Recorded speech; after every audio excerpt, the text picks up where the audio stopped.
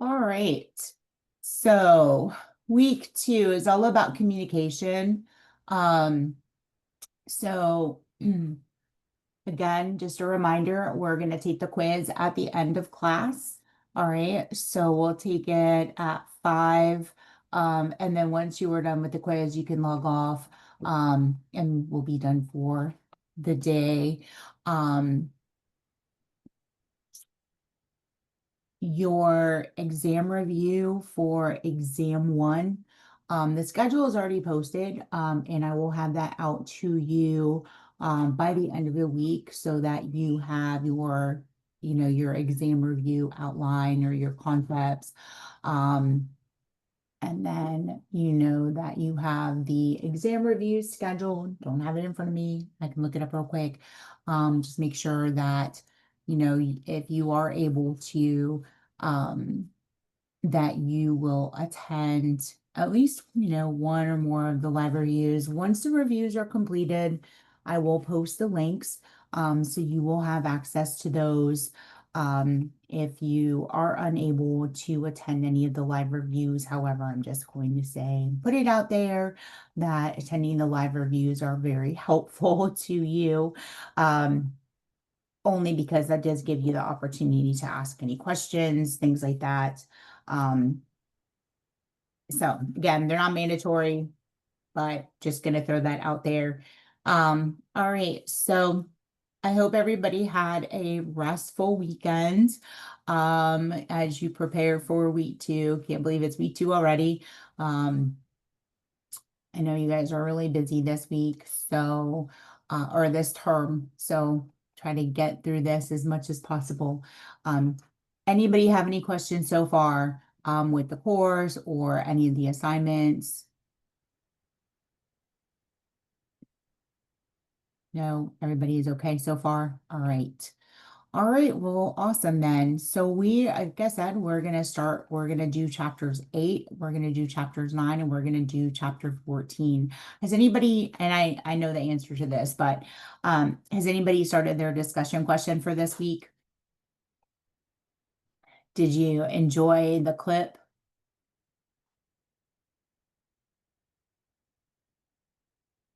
Yes, no, maybe? Yeah, I love Friends. Yeah, I do too. I love that show too. It's a really good show. So awesome. All right, so we'll go ahead and we'll pull up the PowerPoint for y'all. Again, if I talk too fast, if I go too fast, please stop me, ask questions, whatever you need to do. But I will share my screen so we can look at the PowerPoint. Um, and then, like I said, if you have any questions, I have a question. Oh, okay. Well, thanks, Naya.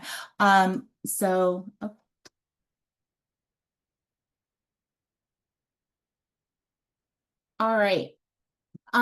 So chapter 8 is effective communication, healthcare team, clients, faculty, peers, all of that wonderful stuff. So everybody should be able to see, um, what is, got a couple people still coming in. You should be able to see my, um,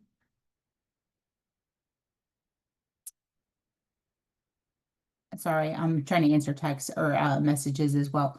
All right, so everybody should be able to see, my, PowerPoint. All right, so communication. So communication is something that we do every day, whether it's written, whether it's verbal, right? We talk to people, we text, we email. So this is something that we do on a daily basis. Um, And so there's different types of communication, right? We have one-way communication and we have two-way communication.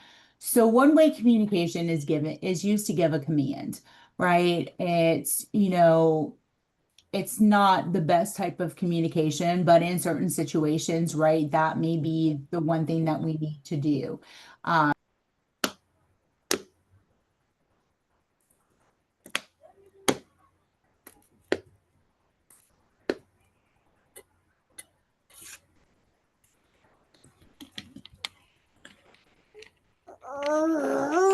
We All can't right, hear I you, hit the mute button. Martina. I'm giving an order. So, think of a situation where it may be okay to give an order, right? Shh. I'm sorry. Can someone mute? We can hear Yeah, I your was just baby working on crying. that. Yep. All right. So let's think, and we're in the middle of a disaster, and I am trying to direct personnel and tell people what to do, right? That's going to be an example of giving an order, like, go get patient, resident so and so, our patient so and so out of their room and move them to a safe area, or whatever it is. Okay, those are some things. If anybody's ever been in the military, right, those types of situations, we don't have a lot to say when somebody gives an order, right? It's just somebody is going to tell you what to do, and you're going to do it. Two-way communication, this is our usual form of communication, right? That's, I say something, we're having a conversation, whatever the conversation is, right? And it encourages feedback from the person that we're talking to. It's an equal conversation. And so there's there's five components of essential communication. All right, we have the source and the sender, we have the message, we have the method of transmission, we have the receiver, and then we have feedback. And so, if I'm the source of the sender, right, I, may ask a question or send a message, right? So, happy Monday. Hope everybody had a good weekend. Got a response, right? Somebody was like, yes, hi, how are you? Right? There's that expectation that there is going to be a response. The method of transmission, right? How do we send the message? Is it a verbal message? Or is it an email message? Is it a text message? And then the receiver is the person that you're speaking with. And there is an expectation that there is feedback. So let's say, what are some factors that affect communication? So personal characteristics. Think of age, gender, income, life experiences, right? Um, Attitudes, personal opinions, bias, right? Those are all different personal characteristics that affect communication, right? So I'm trying to think of, how would gender play a part, or how would that affect communication between different genders? Maybe like with male patients, they might feel more comfortable with talking to a male nurse or male doctor instead of a female. Absolutely. Right. And then we can even throw in the next one into that is cultural considerations, right? When we're dealing with different cultures, right? Some may prefer, a male versus a female, right? Just depending. Um, Even with, um, age is a big part when we look at factors that affect communication, right? Um, you're not going to talk to a 12-year-old the same way you're going to talk to a 65-year-old, right? There's going to be a different level of communication within that. Um, so we have to look at that too, right? Those cultural characteristics, not only is it, the values, the dialect, the language, right? But think about personal space, think about distance, think about touch and values, and meanings of gestures, right? Some cultures, they don't want to be touched. They may not even shake your hand, right? Same thing with that personal space. That is something that everybody, tries to respect as personal space. We value our personal space. But some cultures, in some situations, they are very touchy-feely, right? They may really want to be engaged in that conversation. I remember one of the, in my going to the doctor, I had to make an appointment. I wasn't able to see my particular doctor, so I had to see another one in the practice. And she was very like in my face when she was talking to me, and that was just how she was. But it was kind of like, okay, back up a little bit, right? You don't have to be so close when you're talking, but that is just how, that was how she was. I like to, I'm touchy. I'll put my hand on your shoulder, I'll shake your hand, right? To me, as a nurse, in some cases, that's very comforting. In other situations, you have to be able to understand what your clients prefer. Values and times are going to be different.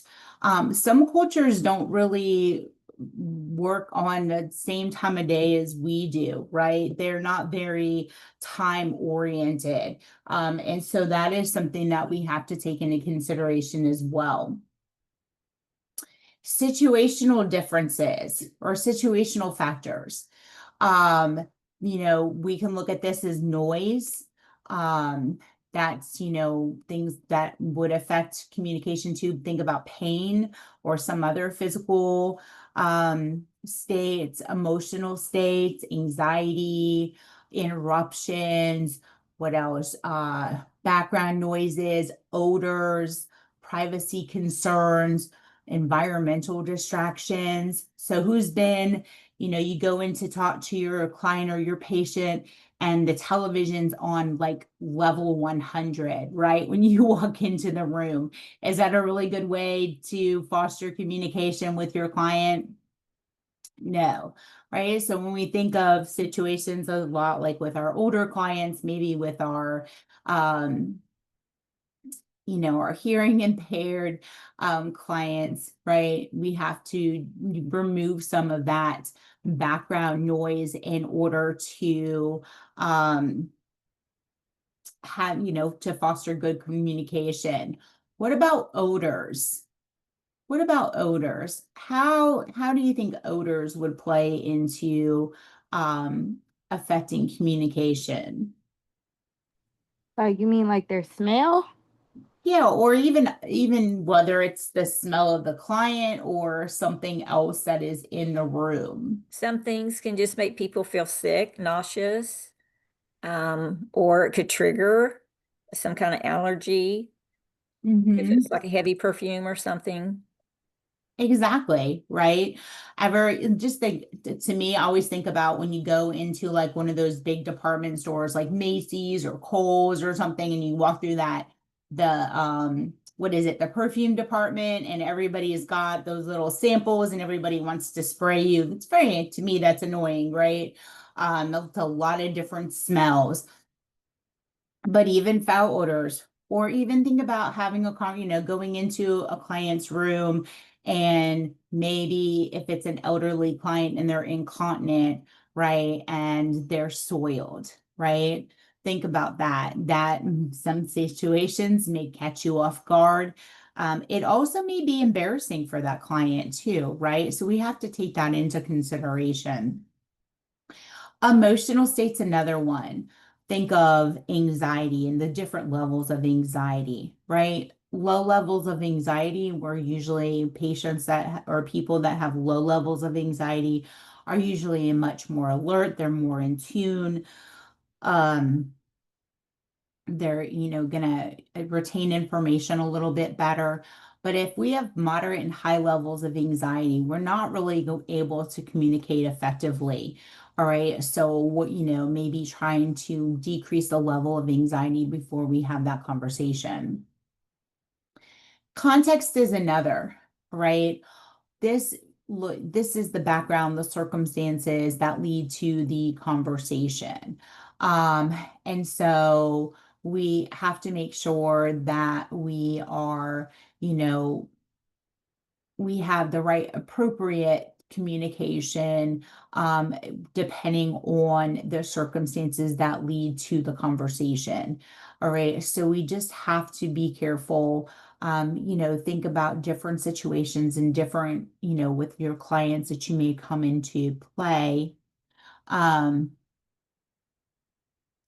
and so, just making sure this is where, even sometimes have to be careful with the use of humor.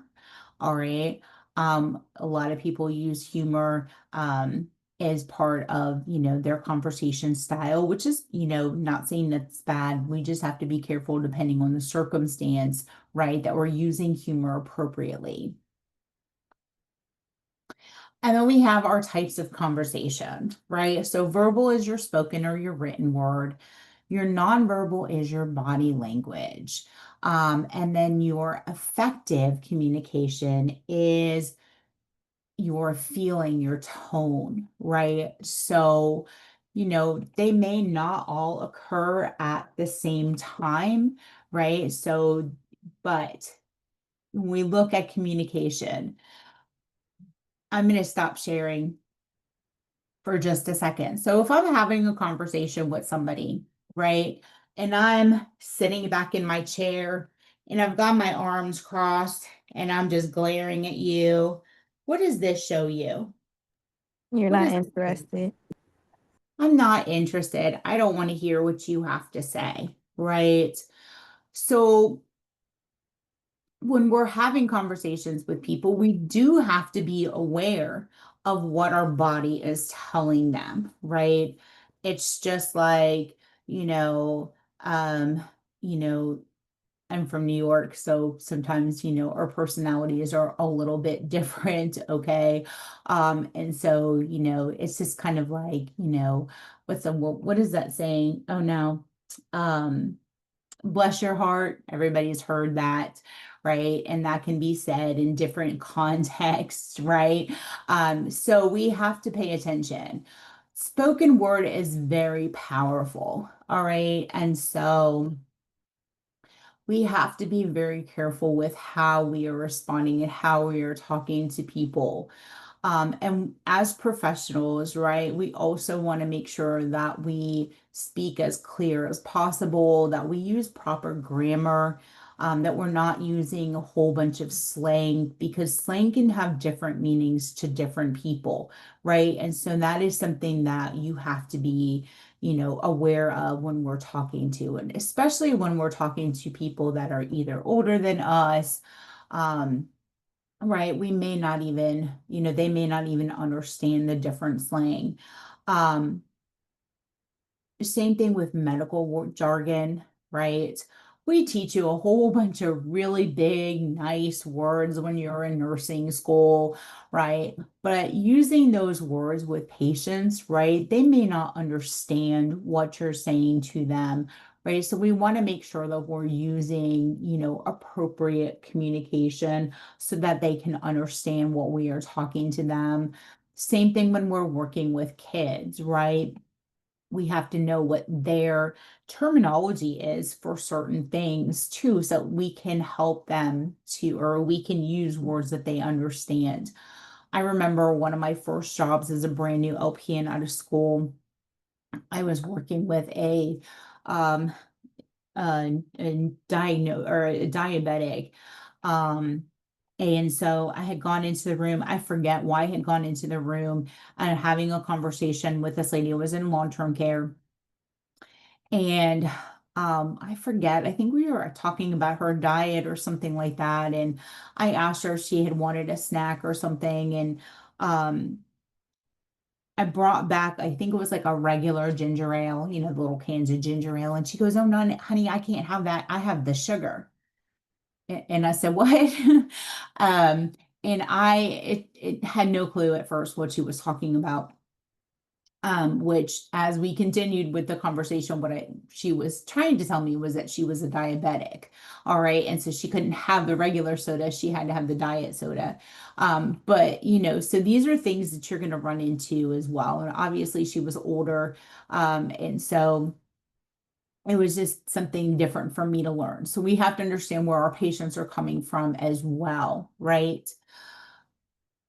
With that nonverbal communication, this is just as important. We have to make sure that when we're having a conversation with somebody that we appear open, that we appear interested in the conversation. So I can, I've been a student myself, right? And so how many times have you sat in a lecture, whether it's with me, whether it's with one of your instructors on campus or another, and you're sitting at your desk and you've got your pen and paper in front of you and the instructor is talking And, how many of you are, oh my gosh, I need to go to the grocery store, or what am I going to make for dinner when I get home?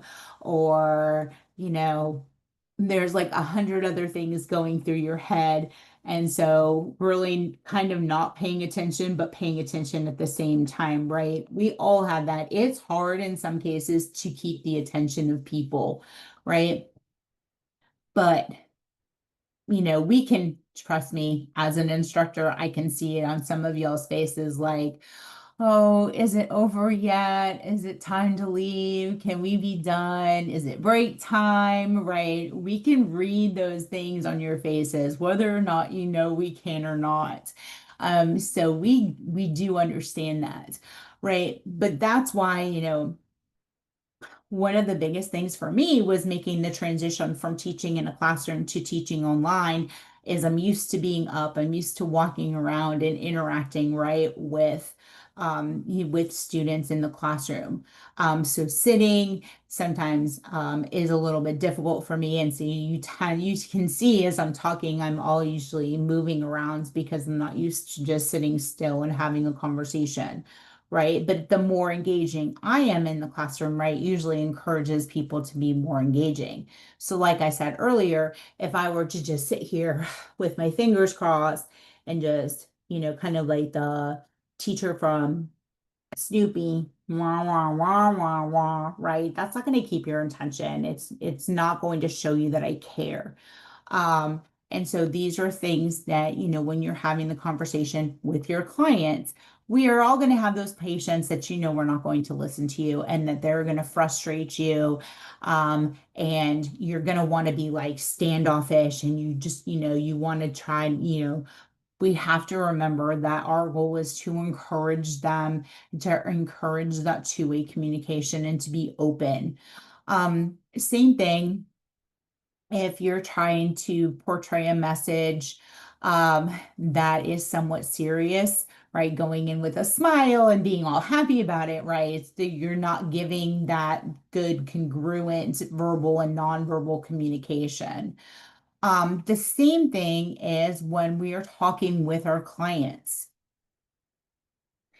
If our clients are sitting there with their arm crossed, staring at the ground, and we're trying to teach them something, do you think they're listening to us? Do you think they're paying attention and hearing what we need to say? Absolutely not, right? So we have to be able to pick up on those cues as well to make sure that we are able to communicate properly with our clients. In some cases, it could be cultural, right? But in other cases, we may have to dig a little bit deeper to try to see what's going on with our patients, right? We're looking at the congruence between the verbal and the nonverbal communication and then trying to see ways that, we can help them. It's not always easy. Um, with the effective communication, this is moods or emotions. Um, and that's kind of like that feeling you pick up on when you approach a person or, ever like go walk into a room and they just give you a very standoffish, like, I'm really, no matter what you say to me, I'm not going to be interested in what you are going to tell me, right? It's just that it's like reading the room, right? What's the atmosphere of the room? Um, and so we do have to be careful of that. And, how are we going to overcome that? The biggest thing that we're looking here, the biggest thing that we're providing here is that open, honest communication, right? That's going to be a combination of both the verbal, the nonverbal, or of the verbal, the nonverbal, and the affective. So I'll go back to sharing my screen. So here are some of the things that we would look at. This is some of our nonverbal behaviors that you may see. Yawning. What does yawning tell you? If you walk into a room and somebody, you start talking and they start yawning, what does that say to you? It's The board, boring. the board, yeah. It's boring, right? Like, oh man, she's back again. She's gonna talk to me some more. Arms folded, just like I said earlier, that you're closed off, right? You're not open to hearing anything. not making eye contact. And there's a variety of reasons. We have to be careful with this one, but not making eye contact also doesn't, show that they trust you. That shows that they really don't want to talk to you. But we also have to look at, in some situations, right, that could be a cultural thing, right? Some cultures don't maintain eye culture or eye contact, so we do have to take that into consideration. Looking bored or distracted, that in some situations also can be, oh, I just want to get out of here. I don't want to hear this. Facial expressions, right? That's another big one. Everybody's heard of things like RBFs and all of that wonderful stuff, right? And so when we're communicating, we do kind of have to pay attention to what our face looks like, right? We may think that we look open and friendly and warm, but if our facial expressions don't show that, then they're not going to get that message, right? So we have to be aware of what our face is doing. And I have been told that numerous times in my life, that my face and my words don't often match. So I try to do a little bit better. If I'm, make sure I'm smiling, I have to like really make sure that I fix my face. And then volume and tone of voice. This is a big thing too, right? Nobody wants to listen to somebody who is completely monotone and doesn't change the pitch of their voice, right? So if I continue to talk like this, that means you guys are going to get very bored and start yawning, right? Shaquila, Shaquila is yawning. So we have to look at that, right? Not you also don't want to go in and sound like you're yelling at them either, right? So nice moderate pitch, have some inflection in your voice. And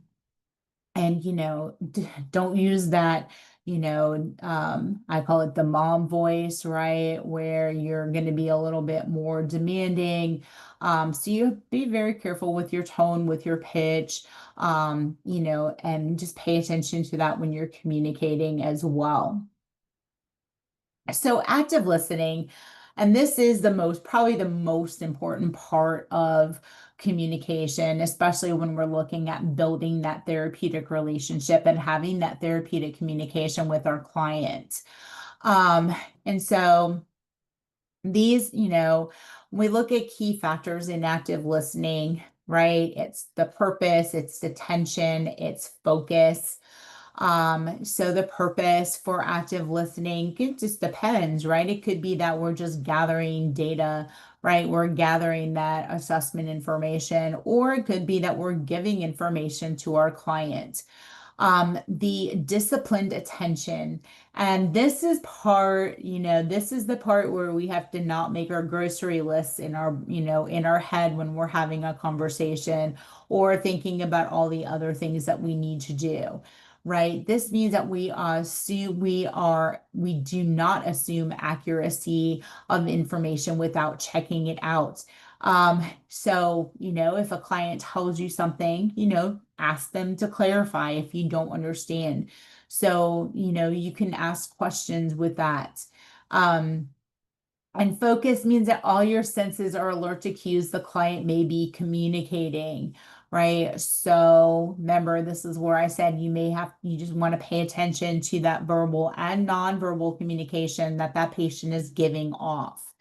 So the behaviors that are within active listening, and if you've already looked at the clip for this week's discussion question, this is kind of what we're looking at with that discussion. So restating is repeating in a slightly different way the client has said in the following. So, if your client says, I have a headache and I can't sleep at night, right? So, what does that mean? Is a headache that's keeping them up, or is sleep a different problem? So, what is it? So you're unable to sleep because you have a headache, right? So you're restating the information back to the client in a different way.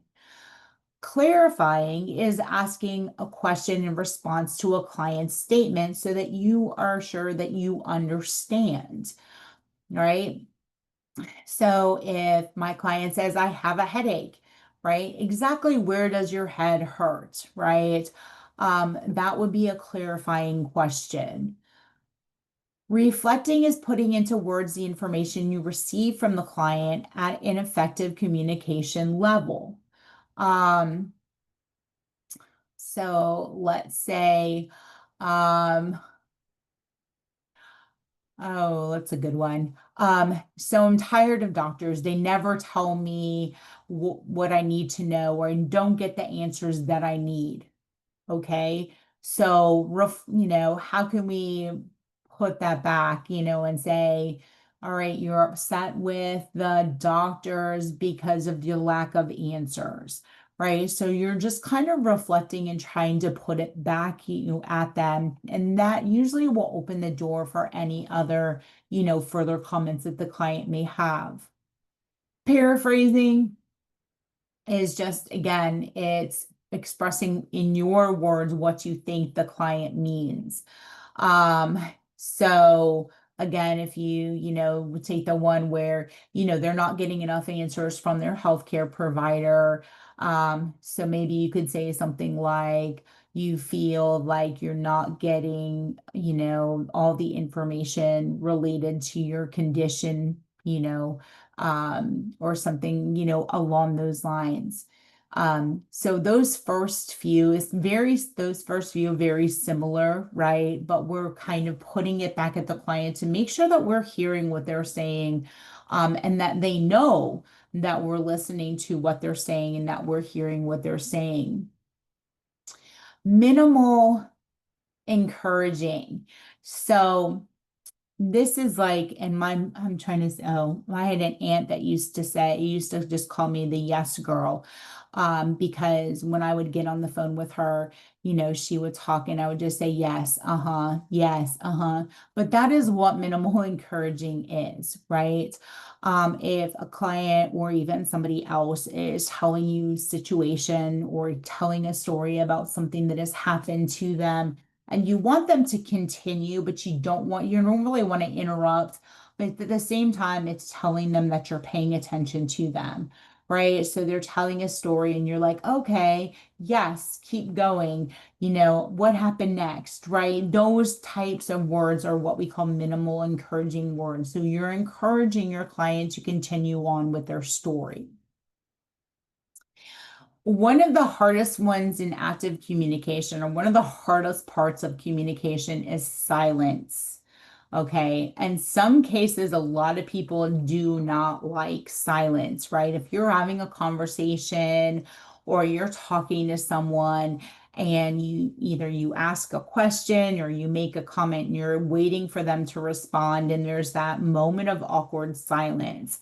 How many of y'all are comfortable with silence in communications, in conversations? Okay.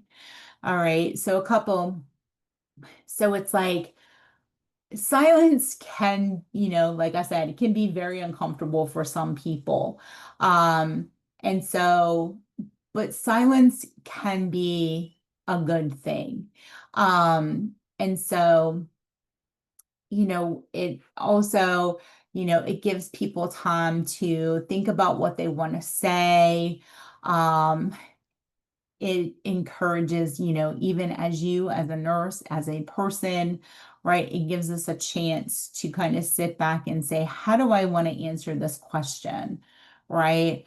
Or not really sure what to say, or even when somebody makes you mad. Okay, I'm going to use that as an example too, right?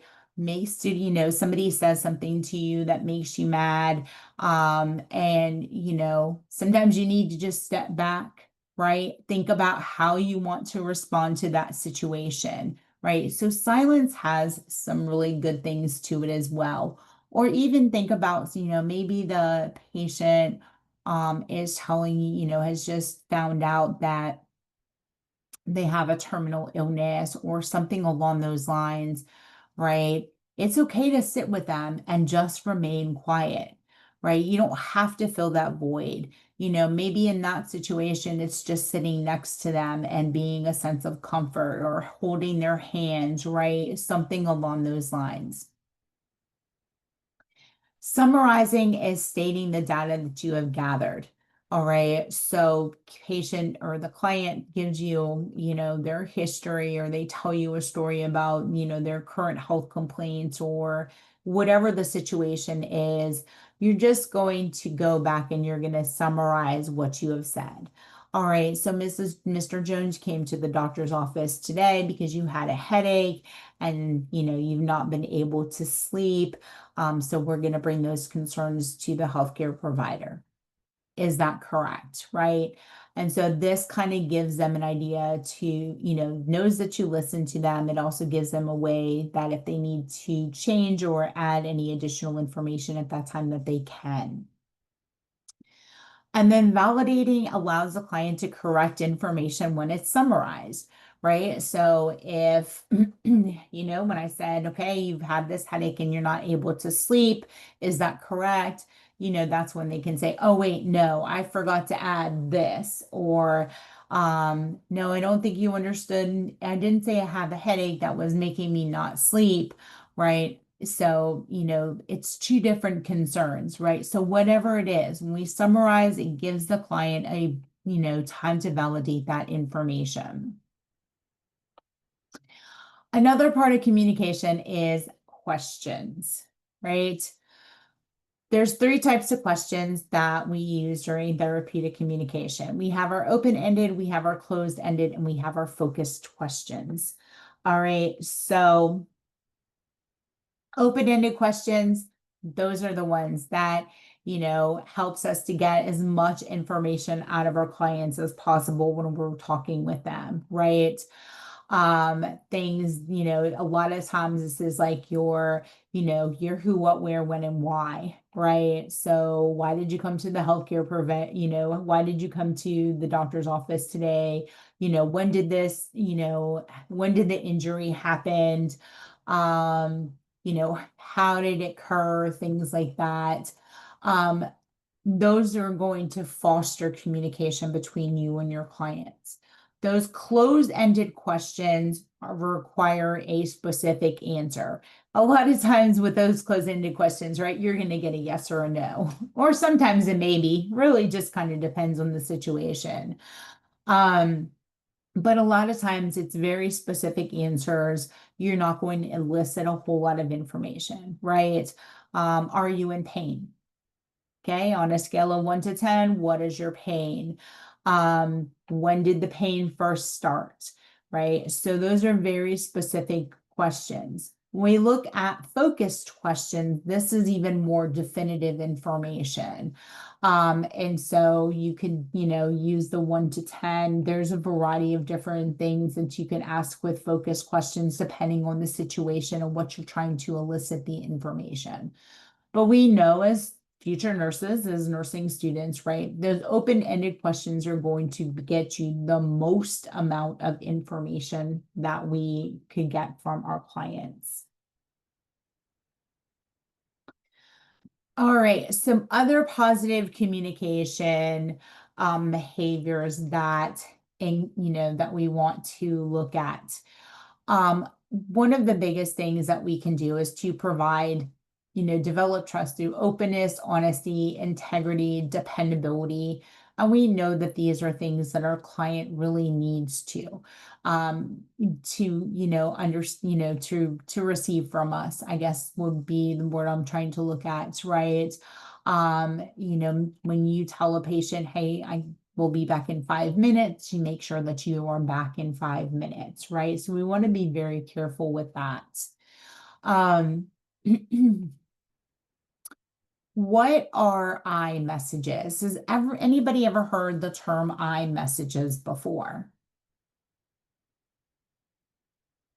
Nobody's heard I, so yeah. So Sahira, what's an I message? Instead of saying you're not speaking clearly, you would say, I don't understand what you're trying to say. Right. It's a way of fostering communication so that somebody doesn't go on the defensive. You're using the I statements. And so you're taking it away from them and you're putting it on themselves, right? So, if, um, I'm trying to think of another one, like, um, why are you yelling at me, or why are you raising your voice at me? I feel uncomfortable when your voice goes up. Like, it probably wasn't the best example just off the top of my head, but you're taking it off of them. So you're not allowing that patient to get defensive. So I messages are something that we need to look at. When we look at eye contact, so remember, we have to take into consideration with this, we have to look at what the cultural factors are when we are using eye contact. Eye contact, shows that you're interested, that you're listening, and that you are part of this conversation. Okay. But you have to remember too, with some of the different cultures, they may not maintain eye contact. Positive thinking is also something that we have to take into consideration. Positive thinking helps to reduce stress. It does also help to lift moods, to have, better outlook in even some, not so great situations. But that is, our job is to uplift, right? Try to be positive. What is the difference between empathy and sympathy?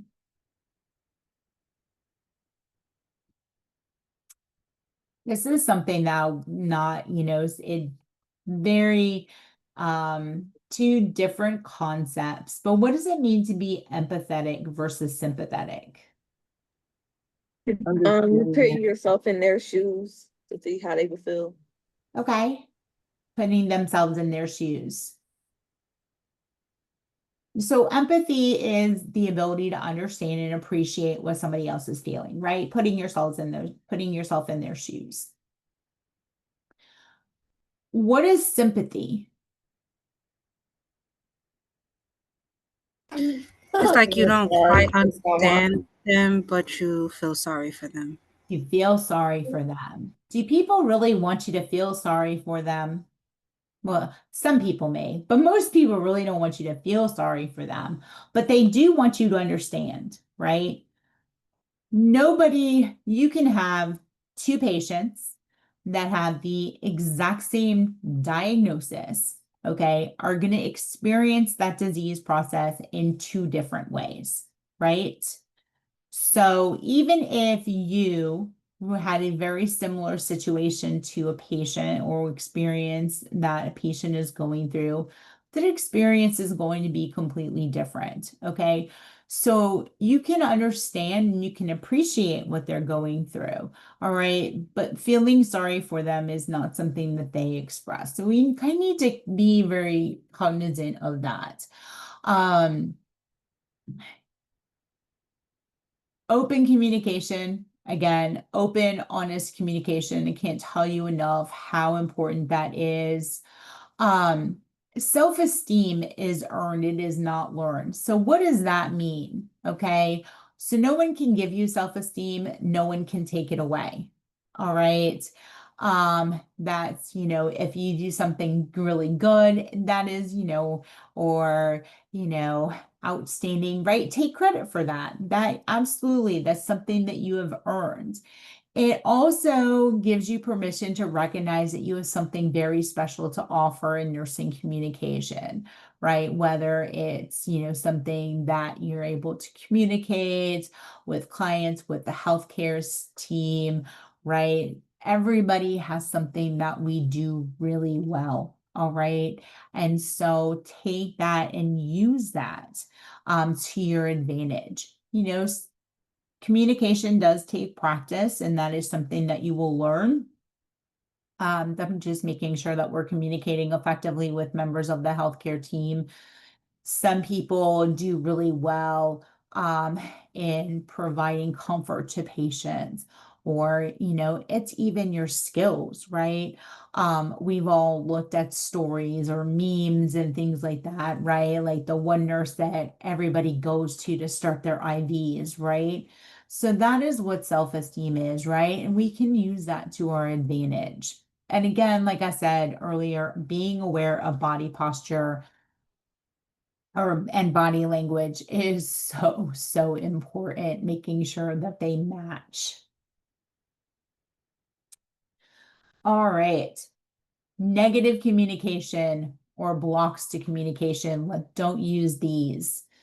Why questions? Okay, they're great for kids, right? Kids, that's how kids learn things, okay? Not for us. False reassurances. This is a big block, if somebody's going through a hard time, we want to be like, it's going to be okay. It's not. That's not a good response to a patient that is going through a hard time. Probing. So probing can be a violation of, people's, just over getting too much information. All right. So we want to be careful with probing, and how we try to get information from our clients. Judgment is a big one. Okay. So judging patients or judging people. And everybody has done this at some point in their lives. We have judged someone, whether it's based on appearances, whether it's based on actions. But we do have to be really careful and not judge our clients. Belittling is another one. Giving advice. And I know for some, once you get that nursing license, okay, people are going to ask all sorts of questions of you if they haven't already started. We do not give advice.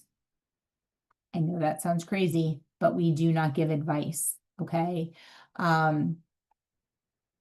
What should I do with this? What should I do with that? Okay. If it's one thing if, they have a doctor's order that, I can give you some Tylenol or you can put an ACE wrap. Be very careful with giving advice. You just want to, go with what the orders are and what needs to be done. Anything other than that, they need to seek their healthcare provider's information. Be very careful with giving advice, because if you give the wrong advice or you're not correct with the advice that you're giving, it could be detrimental. And avoid simple answers.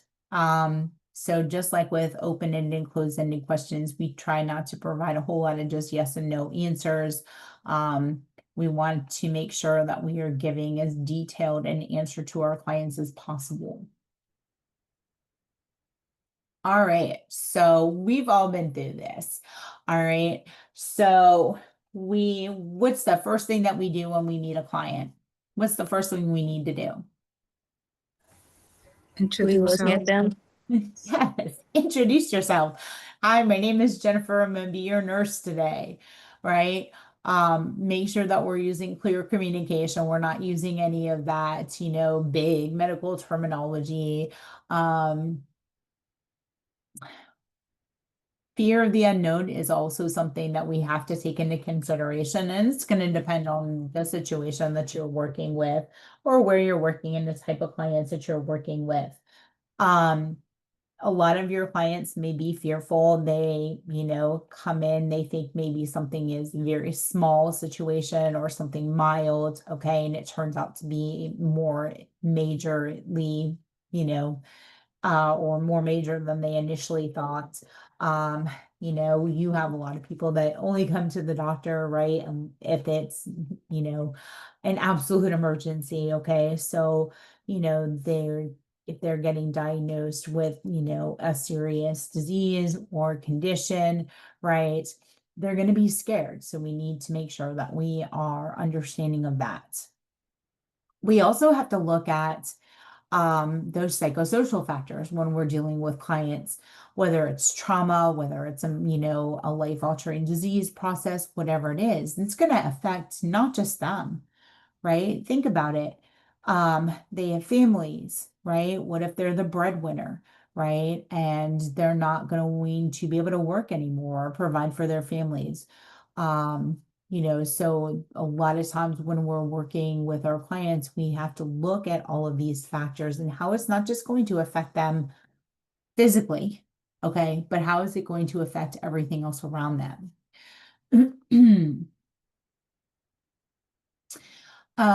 And so other parts of communication, that when we look at communication, whether it's with each other, whether it's with patients, whether it's with your coworkers, amongst yourselves in your class, biggest thing we want to do is make sure that we respect, right? Respect ourselves, make sure that we respect others, um, you know, build those trusting relationships.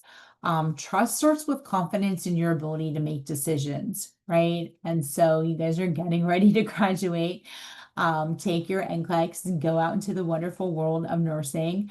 All right. And so, a lot of it's scary, right? As you come to the end of your programs and realize that, oh my gosh, I'm actually going to have to go out and work and do all this stuff on my own. Okay.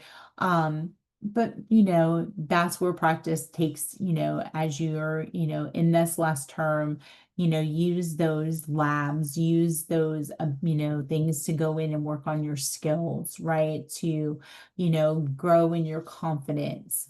And then honesty, make sure that you're always honest, that you are able to show empathy, and be sensitive. So sensitivity is something, and it's individualized. Some people are more sensitive than others. We need to be sensitive, right? When we are working with our clients, when we're communicating with our clients, so that we don't offend them, right? Um, Humor, again, humor, I use humor all the time. It does help to lighten up situations. We do have to be careful with how we use humor. All right. Not everybody enjoys a sense of humor. So we do kind of have to be careful with that. We don't want to, especially some of the more risque humor, those types of jokes, we have to be careful with that. Um, Patience, patience, patience, patience, right? Um, we are so used to in our society to that immediate gratification, right? And a lot of times, it's not going to come in nursing, especially when depending on the time of, when we're working with clients, that may require us to have a little bit more patience and take a little bit more time. Even working with, other members of the healthcare team, you may know, I need an order for this now, right? But the doctor may not see it as emergent as you do, right? It may take a little bit of time. So patience is something that people need to work on. Not everybody, some people are very patient people. Um, but patience sometimes takes a little bit of time to build up. And then we have our S bar. So tell me what S bar is. Situation, background, assessment, and recommendation. Awesome. Situation, background, assessment, recommendation. So situation is, what's the reason for the call, right? So if you're calling the doctor, you're going to say, hi, Dr. Jones. My name is Jennifer. I'm on, this unit. I'm calling about Mr. Jones in room 4. And this is what's going on with Mr. Jones. Your background information is going to be, why is he in the hospital? When did he come into the hospital? What are his vital signs, his meds, his allergies, his code status? I mean, it could be a variety. It could, depending on why you're calling the provider, you're going to make sure that you have the appropriate information. Your assessment is what you think is going on based on the data findings. All right. Biggest thing here is we're looking at, is it life threatening? All right. Um, and then what do you recommend? What do you recommend? So I will tell you that this is, one thing that providers are going to want you to do. Um, Nurses are the ones that are with the patients 24 hours a day. How often does the doctor come to see them? Depending on where you're working. If you're in a hospital, granted the provider may come in daily. If you're working in a long-term care facility, maybe once a week. In some situations, maybe once every 2 weeks. 2 weeks. It really just depends on the facility and the availability of providers. All right. So you're the ones that are working with these patients on a daily basis. So what do you recommend? Um, do they need a medication? Do they need to be seen? Or in some cases, do they need to be transferred to a higher level of care? So if they're in a long-term care facility, do we need to send them out to the hospital? Do they, need to go to the emergency room? Or it could be like all of a sudden, Mr. Jones isn't able to swallow his thin liquids anymore. Can we get speech therapy to come and do a speech evaluation? Right. So that's the purpose of that SBAR. So if you're not familiar or, and how to use SBAR, make sure that you get pretty proficient with that. A lot of places use SBAR. So we make sure that, you have that recommendation going forward. First time I called a doctor, this is how, yeah. I had to call it. I can't remember why I had to call the doctor. Why I thought it was okay to call the doctor. Didn't even have vital signs on the patient. Didn't even have vital signs. And so the doctor asked for the vital signs, and I was like, I forgot to get them. And he's like, well, you call me back when you have the vital signs, and hung up on me. And I was like, oh my gosh, I felt so dumb. Never made that mistake again. All right. So just make sure that you are fully prepared when you talk to that provider initially, because they'll be ready for you. All right, so any questions on communication? All right, so that was chapter 8. We'll go ahead and take a break and be back at 3:40.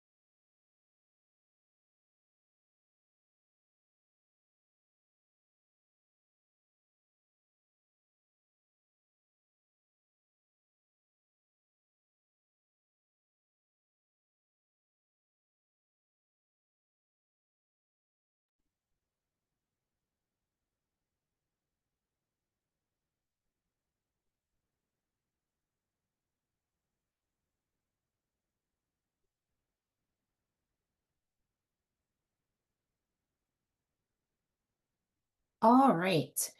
So we got chapter 8. Now we have, excuse me, chapter 9. So chapter 9 is assertiveness. And so we look at assertiveness. We have three major behavioral styles. We have non-assertive, which is your passive. We have aggressive, and we have assertive. All right, so those are the three that we are going to discuss. So I'll share my screen.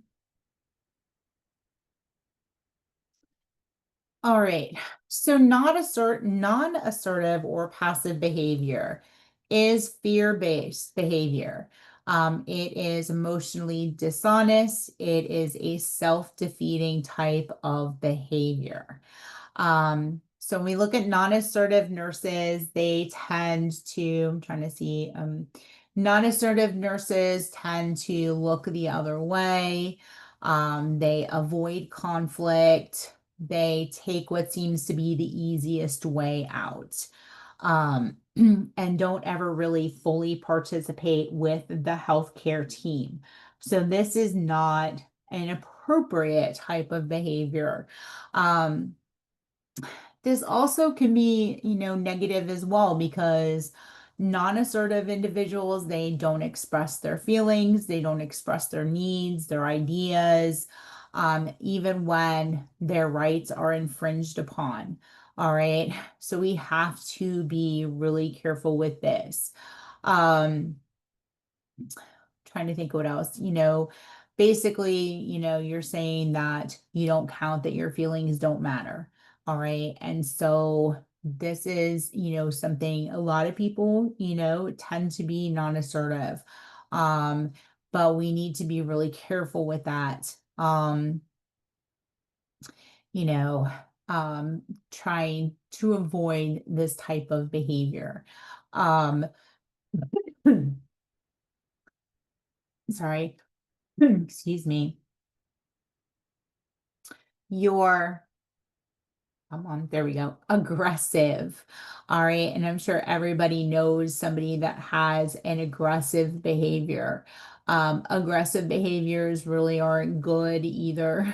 It really just depends. But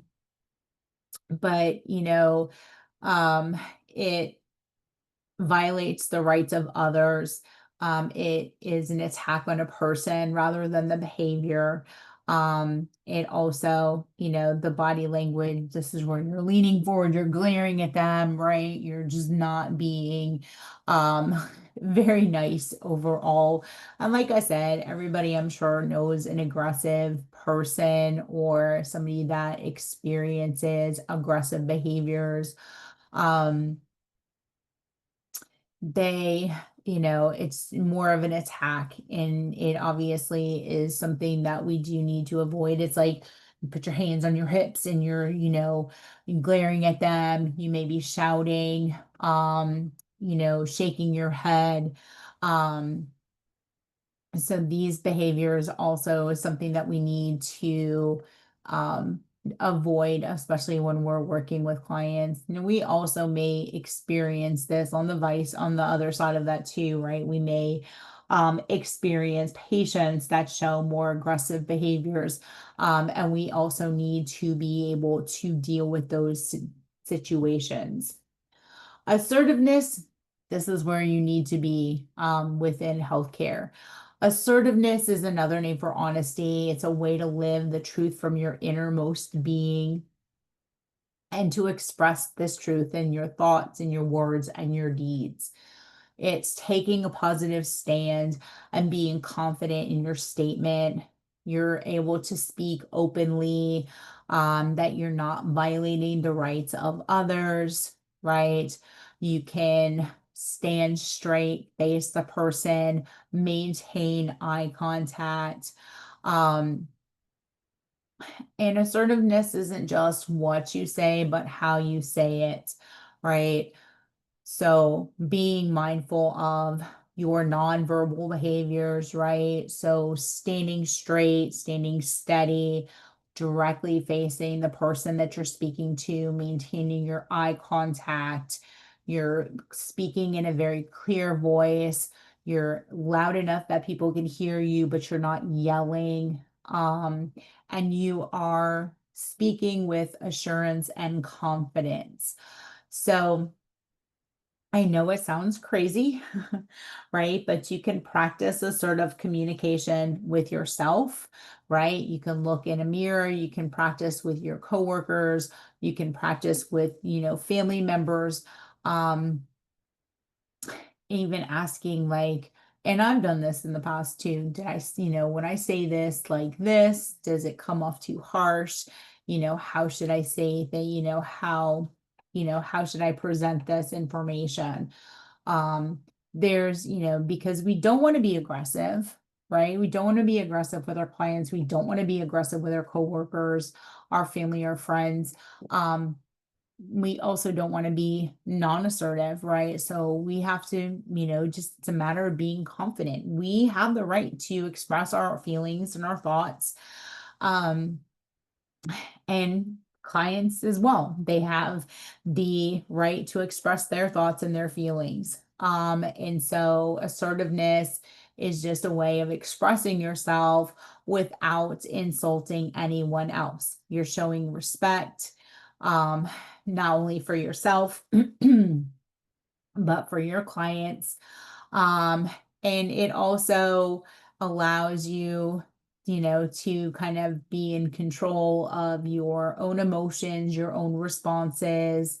Um, so, again, assertiveness, this is something too, like, if, you have an order from a provider that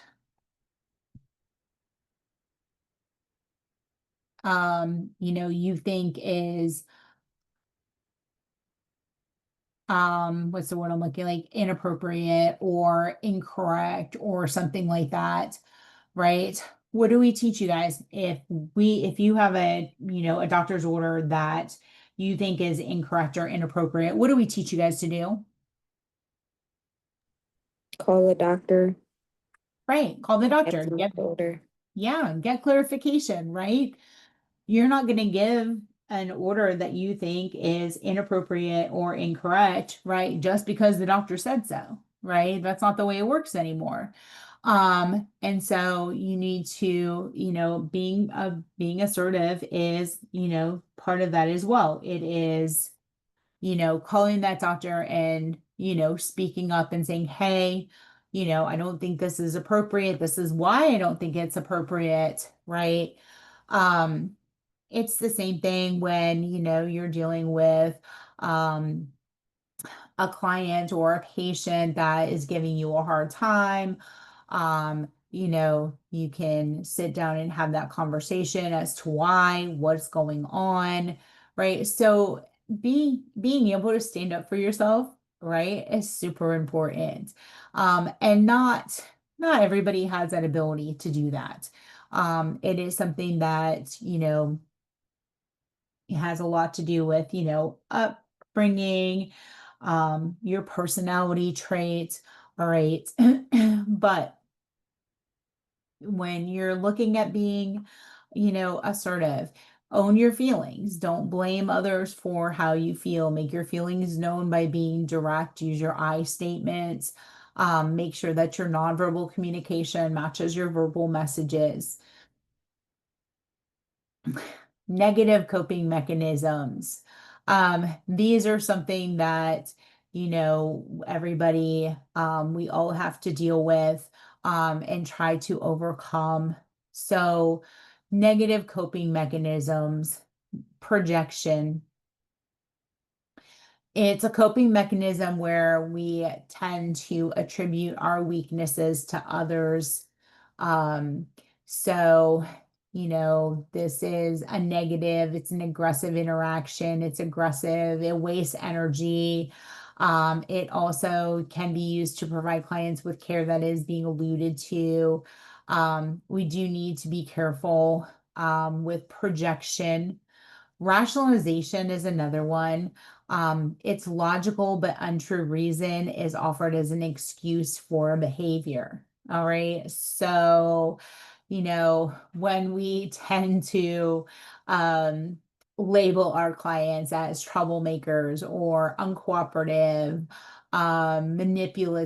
manipulative, um, so this is another thing that we need to avoid, and denial. And everybody, I'm sure, has experienced denial at some point. Um, this is the nurse can use this to excuse personal responsibility. It's not my job to do this. It's the doctor should be the one that's doing this, or it's my manager's job. It's not my job to do this. Right. So it's basically you're just, trying to escape out of things. um, Remember that we do, as nurses, have the ultimate responsibility to check out and make sure we know who's presenting information, whose job it is to provide that information, rather than just trying to push it off on somebody else. Problem solving steps. All right. So we look at problem solving, and everybody, has used the problem solving process at some point in their lives. But problem solving is a process that we use to solve problems. Um, and so, we have defined the problem. So what is the problem, right? Think of this kind of like the nursing process, right? We first step is to identify the problem, right? We may, in some cases, even perceive the problem and it's really not the problem, right? So we need to make sure that we define the problem. Decide on a goal. This may be the issue. Look at what the problem is. Let's say, trying to think of a good one. Let's just use the nursing process. Mr. Jones refuses to eat more than 25% of his meal. Okay, so that's Mr. Jones's problem. All right, so what's the goal? What are we going to do? Is it something, for one, we need to figure out why Mr. Jones isn't eating more than 25% of his meals. Is it the food? Does he not like the choices that he's been given? Is it the timing of the meal? Maybe it's, he's used to eating breakfast at 5 o'clock in the morning and breakfast trays don't come into 7 and he doesn't want it then, or vice versa. He's used to eating breakfast at like 7 or 9 a.m. and here we're rolling up with breakfast at 6 and he's like, I'm not eating that. It's too early, right? So what's the problem? Decide on that goal. All right. So what's the goal? Remember when we write our goals must be realistic and attainable. They need to be measurable, right? And they need to be time referenced. All right. So we'll have, maybe we want Mr. Jones to at least eat 75% of his meals. All right. Within, the next 10 days.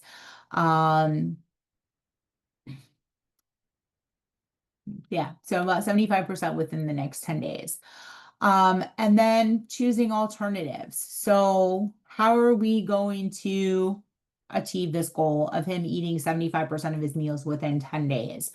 Right. So again, this is where we're looking at all the different options, right? So maybe we need to adjust the timing of his trays. Maybe we need to look at the food that he's being provided. Offering him his favorite food choices. What else? Can he chew and swallow his food? That's something that we have to look at too. If he's an older adult, does he have enough teeth? Do his dentures fit? Right? So we're, trying to just make up a list. And then we're going to try out the alternatives, right? These are more of like your implementations, right? So we're going to try these different things. We're going to go in and we're going to get the dietitian to look at his list of favorite foods, right? We're going to look at his, his teeth, his dentures. We're gonna make sure that he is swallowing okay. Right. So we're gonna put all of our wonderful interventions into play, right? And then we're going to evaluate the effectiveness of those things. Is he eating more? Is he not eating more? What are some other things that we need to do, right? Is it effective? Is it not effective?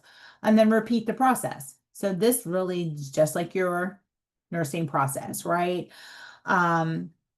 If we're not meeting our goals, if the solution wasn't effective, right, we're going to go back to plan one and we're going to try to figure out what's going on, look at some different interventions that we can put into place.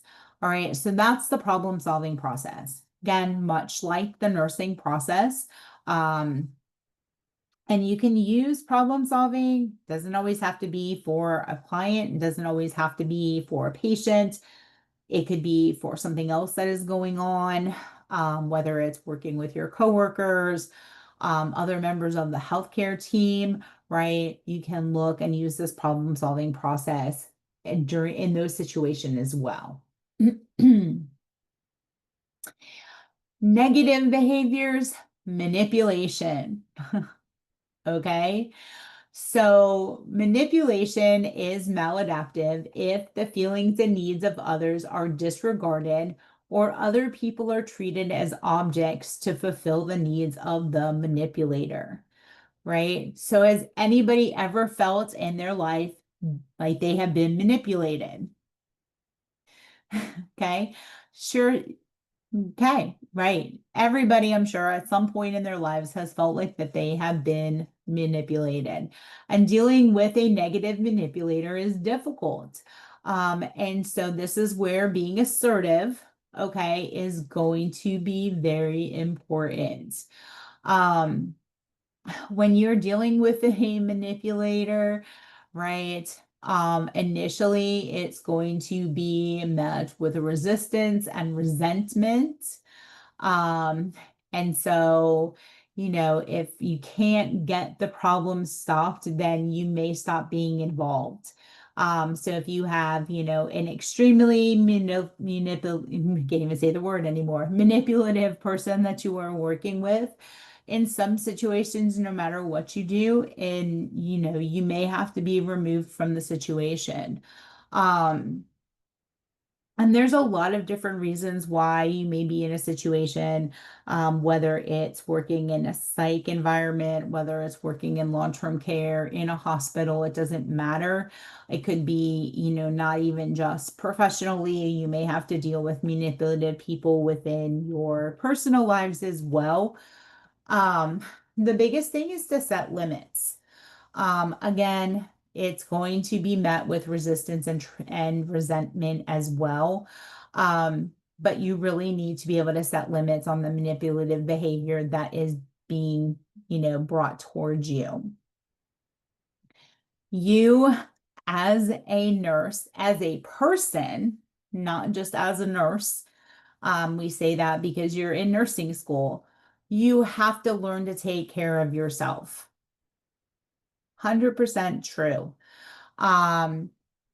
You have to be able to meet your own needs, both in your personal lives as a human, in order to take care of others, right? You have to love yourself, right? 100%. And self-love, I get, is often very difficult to do in some cases, right? But you have to meet your needs, right? And so you take care of yourself, you be assertive, and then you'll be able to be a more positive role, not just for your clients, but for your coworkers as well.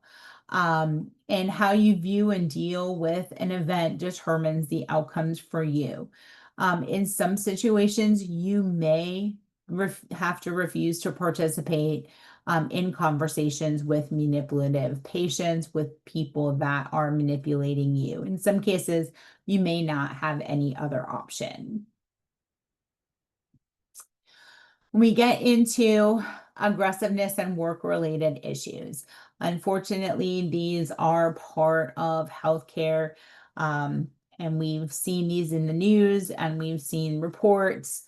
But assault is number one. Workplace violence has always existed in healthcare facilities. However, though, we have had an increase, right, in violence. And nurses, unfortunately, are often the targets of violence, of hostility, of sexual harassment, as well as discrimination. Assaults account for 10 to 11% of all workplace injuries. 54% of nurses experience verbal abuse by clients. 54%. That is more than half. That's a huge amount. 29% have experienced physical abuse by clients. So, it's, these are unfortunately things that we are, unfortunately we are exposed to. OSHA released its first act of violence prevention guidelines back in 1996. And so there are guidelines for preventing workplace violence. The goal is to improve the safety of the workplace. So the violence prevention programs require management commitment as well as worker participation. They do workplace analysis as well as hazard identification. So it's not just, we look at workplace violence, we're looking at everything. We're looking at, even how the units are set up. We're looking at hazard prevention. So OSHA is great for that. They are looking at engineer controls. They're looking at, physical barriers. They're looking at the door locks. They're looking at panic buttons, medical detectors, more accessible exits, better lighting. And then if an incident does occur, they will go back and do post-incident procedures and services to kind of look back and see what happened, what went wrong, what can we do to fix that situation. Other things, they do safety and health training. So there are like universal precautions for violence. They'll do training for supervisors, for managers. They'll do training for security personnel. And then of course, try to go back and do an evaluation of that training. And so this is something that when you're working, even if you like in the hospital, it's even as students, right? There's codes for everything in the hospital, right? So no matter what, whether it's a code blue, a code red, a code gray, every hospital has their different code blue, code red. Usually those are pretty generic, right? But as far as, violence and other situations, right, it may depend on what hospital system that you are working with. But the American Nurses Association, right, does have a Bill of Rights for nurses that says we have a right to work in an environment that is safe for them, for us, and for our clients. And so, those are some things that, that's why OSHA gets involved. And, again, it has to be a combination of the, the managers, the supervisors, in order to help maintain a nice,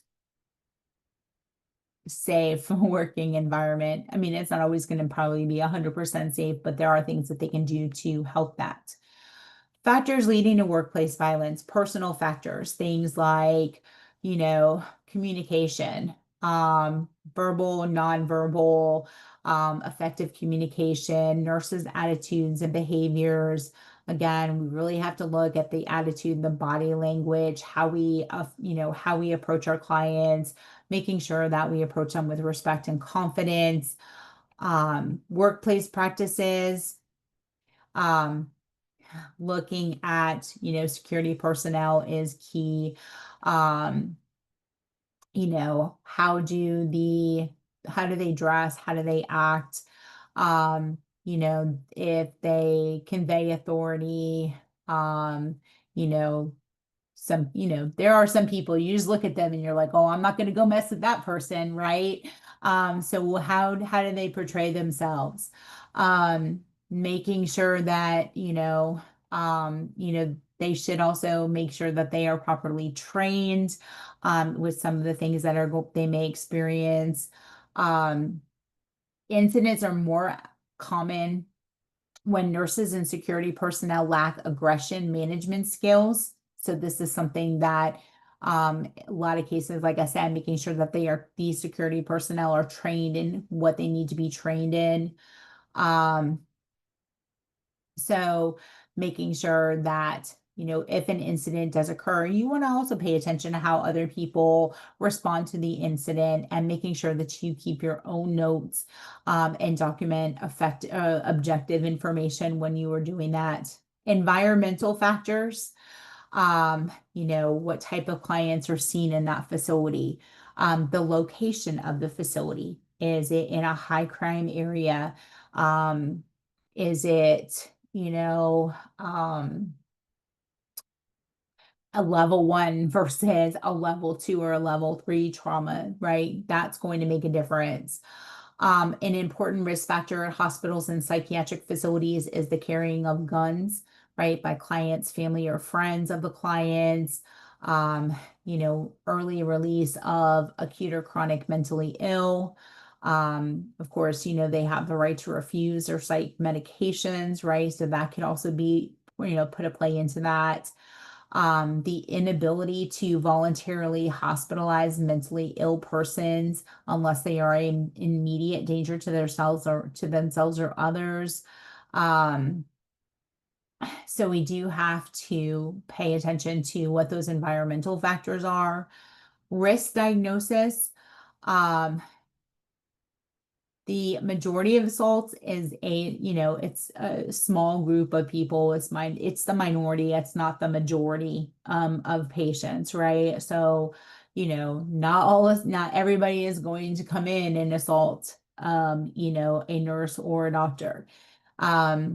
A history of previous violence is a strong indicator, but we don't know. If we're working in the hospital, we're working in long-term care, we're working in a psych facility, we don't know, right? If they have a history of violence, right? That, unless of course they've come into that facility and they've done something previously, right? We don't have access to that information. But we do need to be able to look at the cues. For the potential risks of violence in our clients, as well as family members and others. Obviously we know in some cases that if they have some of our, psych diagnoses, like our paranoid delusions, our drug seekers, our drug users, any, impulse control disorders, personality disorders, we know those diagnoses, of course, can, give us a clue that there is a possible risk there. Other early signs of workplace violence is unusual behavioral change. They're not cooperative, cursing, other hostile forms of communication. They anger easily, frequent arguments, spreading gossip or rumors, uninvited sexual remarks, their hostile responses, sleep disturbances, mentioned at work, increased irritability, anxiety. These are all some early signs of violence.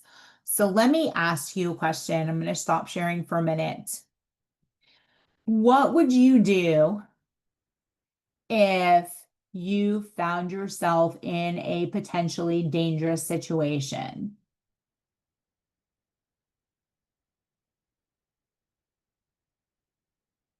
Remove myself? Okay, remove yourself. I like that. That's always my thing. Like, I'm out.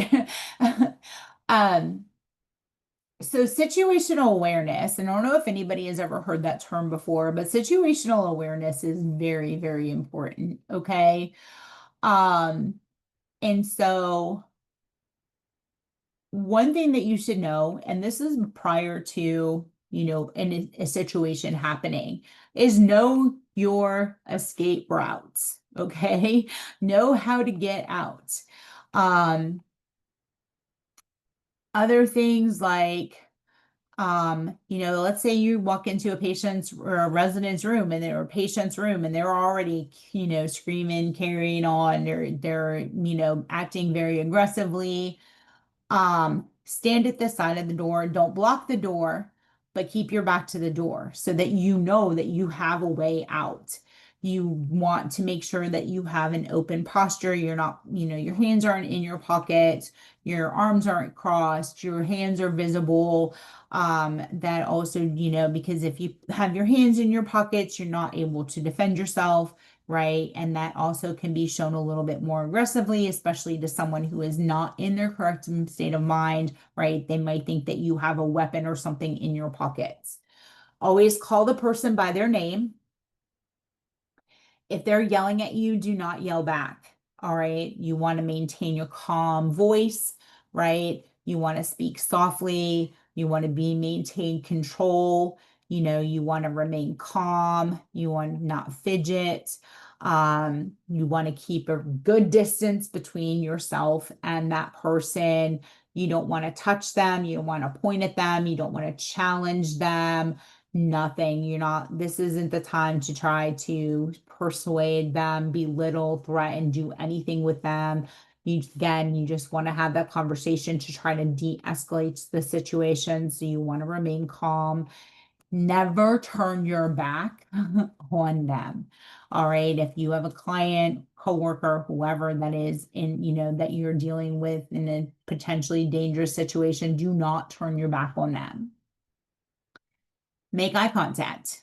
You want to be assertive. All right. So even though you may be a little bit scared, okay, you want to be assertive.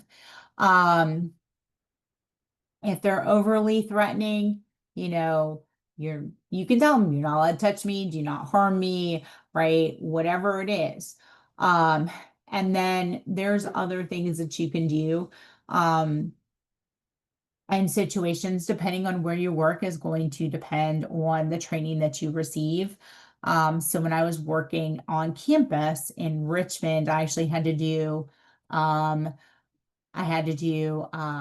psych clinicals through Richmond Behavioral Health, and I had to take a course, and I can't remember what it was called, on dealing with aggressive behaviors and some of the techniques. And so it's just interesting. So again, depending on where you work, and the clientele that you're going to work with, it's you're going to get a different other types of training depending on where you work. Sorry. Employee violence. So we talked about the different, we talked about the early signs, the next stage of violence. The conversation may be focused on poor me as the victim. They may send notes with threats, violence, or sexual content. They also may start to verbalize, plans that, or a desire to harm someone, stealing workplace property. They have less interest in work and workplace assignments. They have increased arguments, increased physical accidents or injuries. Again, this is whether you're working with a client or you're working with somebody, with a staff member. So prevention. So I'm sorry, I'll share my screen again. I apologize. All right, so prevention.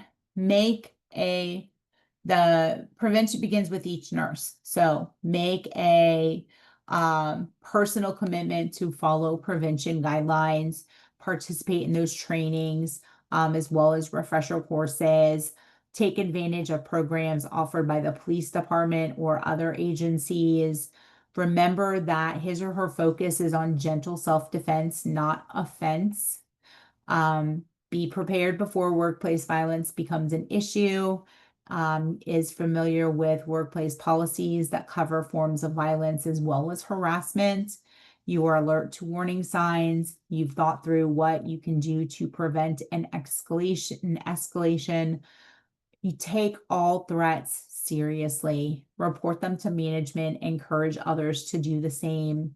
and then you advocate assertively for implementing prevention guidelines in the facility.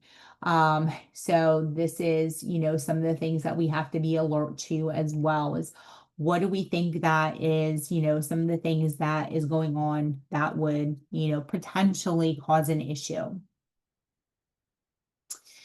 And then we have a couple other ones, other than workplace violence.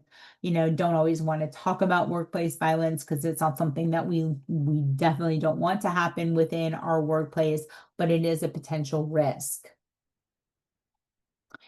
Sexual harassment is about abuse of power. It is not about sex. It's not about passion. It is abuse of power. And it's unwanted, obviously, and would it be considered harassment if it was unwanted? Most incidents, unfortunately, of sexual harassment go unreported. And so we look at sexual harassment includes unwanted sexual advances or other verbal or physical conduct of a sexual nature, such as a condition of employment or advancement, right? So if you perform this sexual favor, then, you'll get that promotion that you wanted, right? Or if you don't, you'll get fired. Or a hostile environment where the advances intimidate, offend, or interfere with the nurse's ability to do their work. Again, the key word here is unwanted. There is a distinct difference between consent and unwanted. So if you are the target, confront the person who is harassing you. Your assertive response, you'll tell them clearly what they are doing and that the behavior is offensive to you and it is unwanted. Again, need to be assertive. And your message also must be congruent so that your verbalization, so what you're saying matches your nonverbal communication as well as your effective communication. And then you're going to document. Document. The employer does have the responsibility to correct unwanted and unwelcome behavior that they know about. All right. So if you confront that person and it does not stop, that is when you want to report it to your supervisor, your department head, whoever, human resources, whoever, until you are heard. And so it is, like I said, do not allow it to continue. Lateral violence, I don't know if anybody has ever heard this term before, but lateral violence is something that is also unfortunate occurrence. But your lateral violence occurs between nursing colleagues. It is both overt and covert physical, emotional, verbal abuse by one nurse against another. And it could be like sabotage, withholding information, backstabbing, infighting, scapegoating, breaking trust. It also would include bullying. And so want to be very careful with that. This is like I don't know, I was talking to someone earlier, it's just think about it. Like how many of you have gone to a clinical and the nurses at the facility are like, oh, we don't want to deal with students today, or we don't want to have a student today, and don't really give you the attention that you need, right? That's an example, okay, of that lateral violence. And everybody, I'm sure, has heard the term nurses eat their young, right? Everybody has heard that term at least once. It's an example, right? So how do we overcome this? This has been something that has been going on for a long time, even before I became a nurse, right? And so I always say, be the change that you want to see, right? So when you graduate and you're working and you have students on the floor, treat them the way you wish you were treated, right? When you were a student. That's the only way that we are going to continue to break the cycle. When we look at vertical violence, that occurs between persons of unequal power. So it could be the staff nurse and a student, nurse manager, an instructor and a student, Um, it's usually somebody that is above, like a supervisor and then, or a manager and a student or something like that. Um, and the behavior humiliates, it undermines confidence, right? The person who is bullied usually ends up feeling fearful and unsafe. It's just incivil behavior. This is not how people should be treated. And it's sad. And I wish I knew I could wave my magic wand and make it not occur. But unfortunately, it still does occur. And insidious aggression. Insidious aggression is aggressive behavior in the workplace. This is like incivility, interpersonal issues, and hostile acts that are not obvious to others. So, like nurses that do not generally report that they are being ignored by staff members, or staff member is not speaking to them. Um, maybe just you don't get along with another one of the nurses. The problem with insidious aggression is that it results in more job stress, less job satisfaction, less commitment to the job, higher levels of anger and anxiety, lower levels of overall well-being. And so they are more likely to quit their job, and go somewhere else. The problem is you are not aggressive, right? Or not aggressive, I'm sorry, use the wrong word. If you are not assertive and stick up for yourself, this, is just going to allow this behavior to continue. Again, assertiveness is going to be your key to success. Stand up for yourself, stick up for yourself. I know a lot of people are not good at that. I know some that are great at that, and I know some that don't do that very well. Um, but you are going to be part of something much bigger, and you don't want to get lost in the system. You don't want to be treated incorrectly or poorly. And so you need to be able to stick up for yourselves in order to be successful as a nurse. Any questions on chapter 9? Nope. You guys ready for a break? All right, we're just going to take a quick one. Oh no, we'll just be back at 4:35.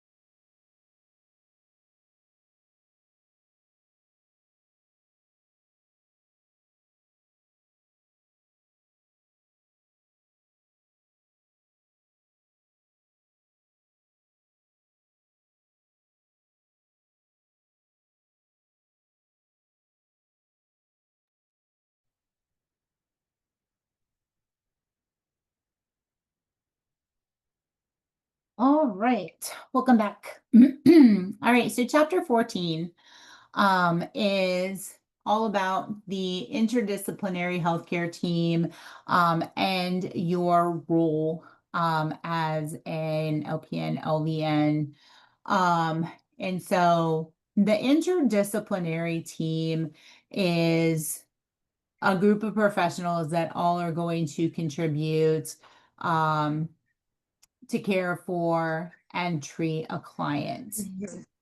And so everybody, I'm sure, has heard about the interdisciplinary care team or healthcare team, however, you want to describe it. However, the primary goal of that healthcare is to restore optimal physical, emotional, and spiritual health to our clients, right? That is the whole goal. And we accomplish this by promoting health, preventing further illness, and restoring health when illness or accident has occurred. And so there's a variety of different special services that can be provided. So who are the members of the interdisciplinary healthcare team? So just tell me, who are members of this team? Doctors. Okay, doctors. Who else? Physical therapy, Dietitian, dietitian. Yep, the physical therapist, the diet. Nurses. One more. Nurses. Nurses, absolutely. Who else? Think of all the different people that work in a hospital. I would say maybe the techs and the CNAs because they see them the most, so they would be able to give more accurate details. Absolutely, your techs, your patient care techs, your CNAs. The social Absolutely. worker, social worker. Yes, absolutely. Right? So it didn't, and some of it may depend on where you're working too, right? So like, we talked about nurses, we talked about the physicians. What about, your nurse practitioners, your physician's assistants, your even some of the residents that are working within the hospital, your lab people, your x-ray techs, your talked about physical therapists, but we also have what? We have occupational therapists, right? We have respiratory therapy. We have Each, maybe. yep, thank you. I was like, what's that other one? Can't remember the other one. Speech therapists, your social workers, your registered dietitian, or in certain cases, maybe it's your dietary manager, your social workers. In long-term care, you may have like what we call an MDS person, is often part of the care team. MDS is a quarterly assessment that we do on our patients that gets reported to the state for reimbursement purposes. All right, so it really is going to kind of depend on where you work. In some cases, you may even have volunteers. Activities is another one in long-term care. There's an activities director, maybe an assistant, that also may be part of that interdisciplinary care team. And so these are all people that when we're looking at writing care plans, when we're looking at having, team meetings, these are all the people that are going to be involved in that person's plan of care. So I'll share my screen again. Share. So healthcare workers of the same discipline that work together to integrate care will provide clients with all of the services they need to maintain safe, quality, comprehensive healthcare. So that we do obviously know that there are different educational levels of nurses, right? So we have LPNs or LVNs, and then we have registered nurses, we have CNAs or your care partners, care technicians, we have psych aides, right? So there's a variety of different things out there. So I look at the different levels of education for nurses. Your registered nurses, we have ADN programs, which are associate degree programs. Those are 2-year programs that can be found like in your community colleges, your junior colleges, and even schools like Fortis. It includes general education, as well as your nursing courses and your clinical practices. And then when they graduate, right, they get their associate degree, and they still will need to take an NCLEX in order to become a registered nurse. There we go. There are also national certifications that you can get as a registered nurse. There's also bachelor degrees programs. Those are 4-year programs that are more in your public and private colleges and universities. They also, include work in like liberal arts, science, nursing theories, as well as public health. They also do clinical component as well. If you graduate from a bachelor's degree program, you still will need to take your NCLEX in order to become an RN. Now, that is if you go right into a bachelor's program. So what a lot of people will do, they'll do the associate degree program first, right? And then go on to continue to get their bachelor's. Once you pass your NCLEX as an RN, you don't ever have to take another NCLEX. As an LPN, when you transition to become an RN, you will still need to take your NCLEX for your RN, right? It's a different level. We are advanced practice nurses. Those are a higher level of education. And so some of your advanced practices like your CRNAs, which are your certified registered nurse anesthetists, your nurse practitioners are on here as well. Your nurse midwives, your clinical nurse specialist is another one. Your nurse executive, your certified nurse educator, which is your CNE. And then we have our LPNs. LPNs is a 12 to 18 month vocational practical program. They are offered in a variety of settings as well. So like things like schools like Fortis, and some they actually have still like vocational. Some of your vocational high schools and other may offer LPN programs as well. You'll get clinical and bedside, clinical bedside care. And, regardless of what level, whether it's LPN, RN, advanced practice, the overarching document is always going to be that Nurse Practice Act, right? So the roles and responsibilities are going to be provided under that Nurse Practice Act. So when we look at the role of the registered nurse, okay, the registered nurse, we talked last week about their role within the nursing process, right? The RNs can act independently with all levels of the of the nursing process. So they can plan care, they coordinate, they provide care that requires more specialized knowledge and judgment. They can teach clients, families, and other members of the healthcare team, right? So as an RN was going to provide that patient education, and then the LPN's role is to reinforce. And they also act as a client advocate. LPNs care for clients within the scope, of course, of their Nurse Practice Act, upholding clinical standards. They provide care in basic and client situations under the general supervision of the RN, physician, podiatrist, or dentist, as determined by your state Nurse Practice Act, regardless of the site of employment.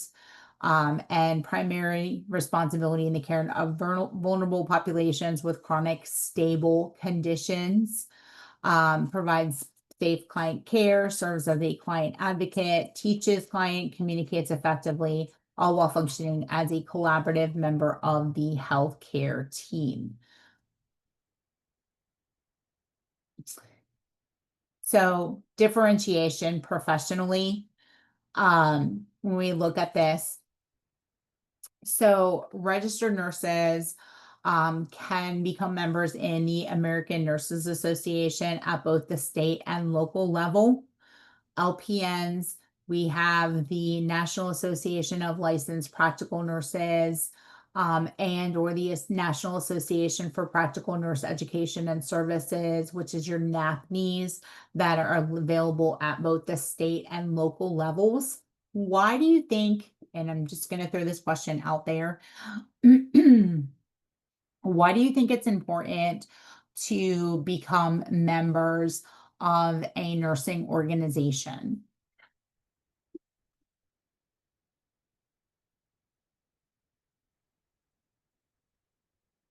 Why do you think nursing, let's rephrase that. What do nursing organizations do? That's probably an even better question. Do they kind of like keep you in the loop of things that's going on? Okay, they keep you in the loop of things that's going on, right? So what, other than, since we talked about violence earlier, I'm going to throw that one out there. What are some concerns of nurses in the workplace? Is it like a extra advocacy for us, like extra protection?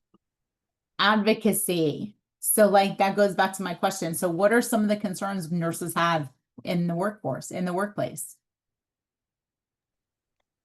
Understaffed, long work hours, um, unfair or unreasonable patient nurse ratios. There you go. So understaffed, not good patient ratios, right?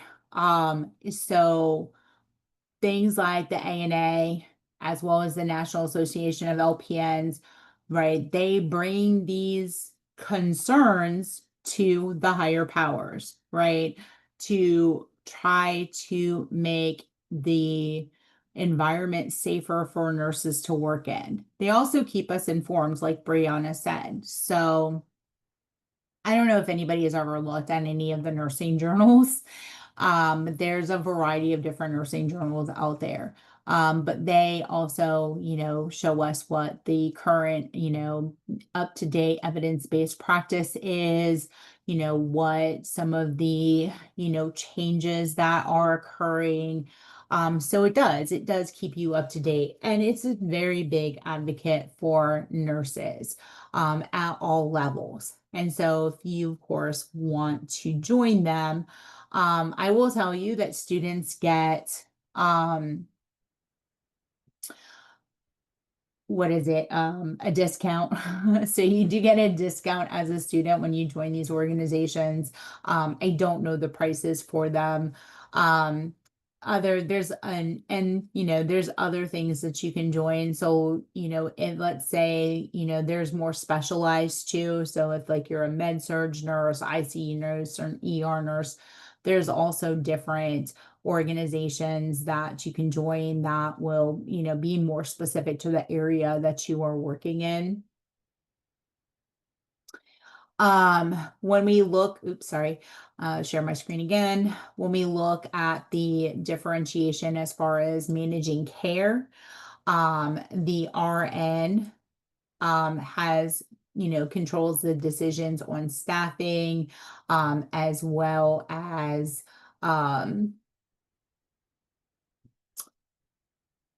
decisions on client care. They, the RN has more of an independent, interdependent role, can initiate all phases of that nursing process, make, those nursing diagnoses. And then depending on where the LPN works, it also can be a dependent and interdependent role. So LPNs can work in, long-term care as a first line manager, as well as in the community as a first line manager. Of course, is responsible to the RN or the physician. And so in long-term care, depending on, what you want to do as you continue in your growth as a nurse, I have seen LPNs as obviously as unit managers, as supervisors, as even assistant director of nurses in long-term care facilities. In some states too, I've seen LPNs as directors in assisted living facilities. All right, so it really depends on where, what state you're in and, what role that you do want to work in. Again, RN initiates all phases of the nursing process, makes those nursing diagnoses. The LPN assists with all phases of the nursing process, works with established nursing diagnoses, also identifies new problems, reports them to the RN. What phases of the nursing process can the LPN work independently in?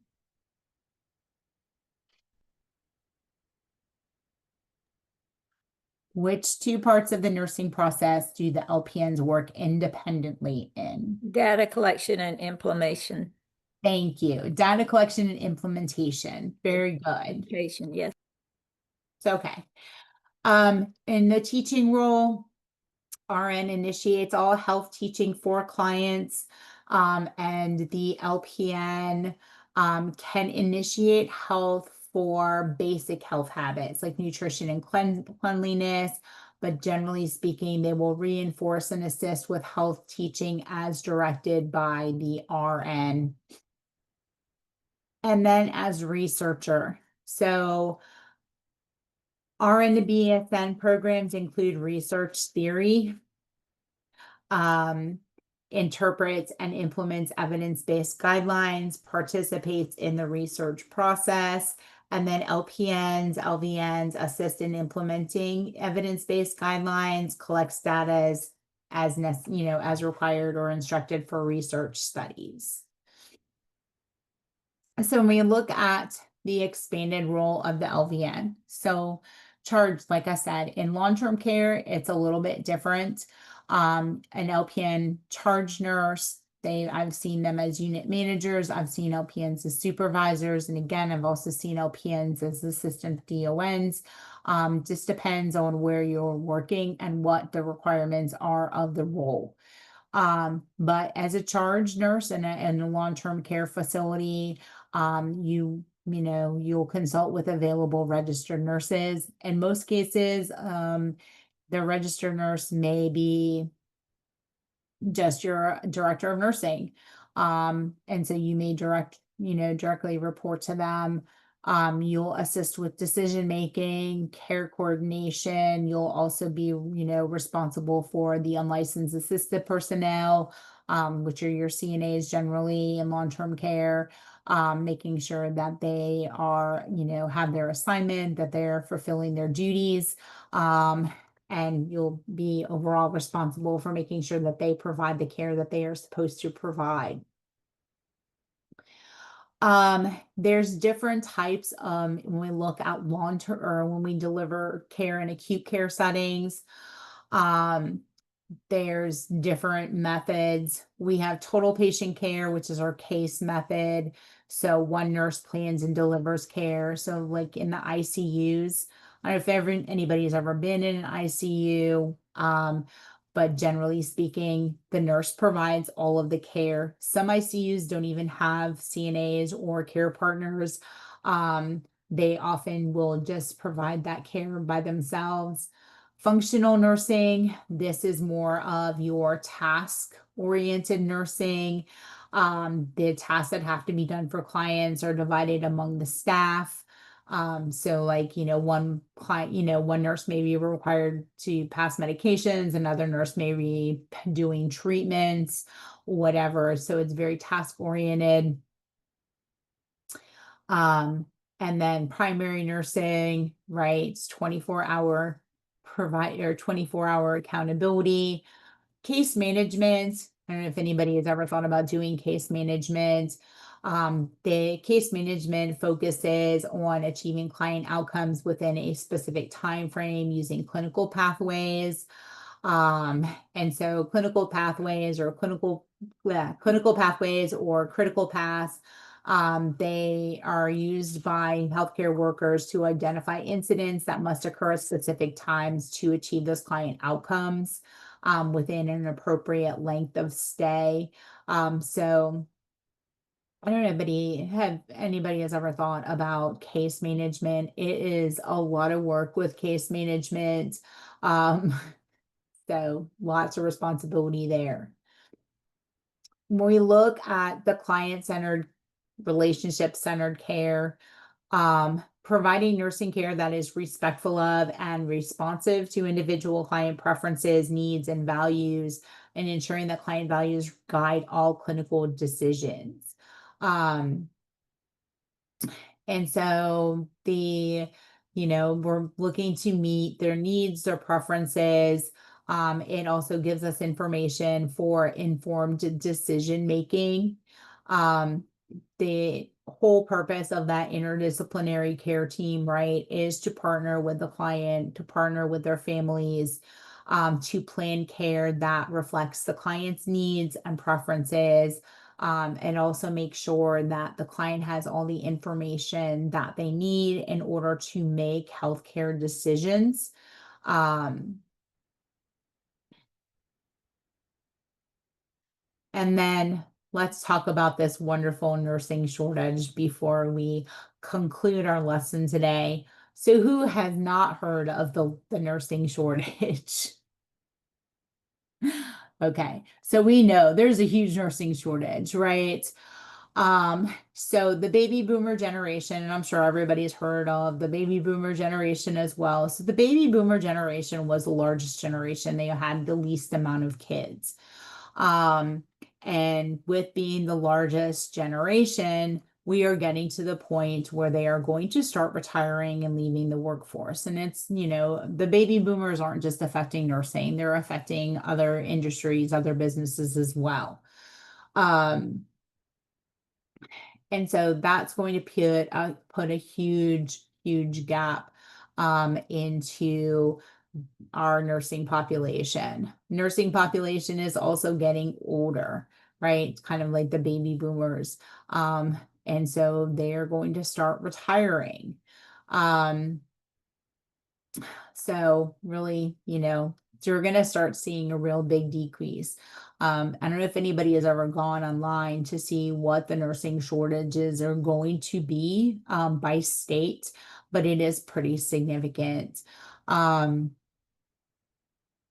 And so you can kind of see where some of the areas are going to be. Obviously, there are going to be some states that are going to be in more need and some states that are going to be in a less need for nurses. Another, a thing that has affected it is the Affordable Care Act. So with the Affordable Care Act, that supported high quality, low cost care alternatives. So a lot of this, a lot of care was transitioned into the community settings, right? So more at home care. We also had a decrease in the roles, acute care roles for LPNs. And so we see that that's also making another shift back where LPNs are being employed in the hospitals now. And then employment for LPNs is going to increase significantly. So that's good news, right? So lots of roles that are going to be open. So, think about where you want to work and what you want to do. There's always going to be a need for nurses, right? We're not going to be able to get away from that. There's always going to be a need for nurses. LPNs now are going to be, they're going to increase faster. The number of LPNs is going to increase faster than the number of RNs right now. So this is a really good time for you guys to go out and get that experience and then decide if you want to go back and get your RNs. Who wants to go back and get their RN when they're done? Okay. So it's a good time, even if you decide to, go and work for a little while, get some experience. When I first started in nursing, I heard the same thing. They're going to get rid of LPNs. LPNs are going to be transitioned out. And initially when I worked as, when I was in school for my LPN, and doing, clinicals in the hospital, when I was in school, they were actually the one hospital that I was doing my clinicals at, they were actually transitioning LPNs out of the hospital. So more into like the doctor's offices, the clinics, long-term care, of course. And now we see, so when I was on campus and working with some of our clinical partners, a lot of the hospitals now are going towards the team-based nursing where you have an RN, an LPN, and a CNA or a care partner, and that is the team. And so they'll have a group of patients. The RN is obviously going to be overall responsible for the care, and then the LPNs may be the ones that are giving the medications. The CNA is doing the patient care, and so they work together as a team to care for their patients. And that's a pretty good model for a lot of the hospitals to follow, because they have realized how important, right, LPNs are in providing care for clients, and that they have such a significant role in client care. So that is all I have for chapter 14. Now, we still need to take the quiz. So before we do that, I'm going to ask, are there any questions?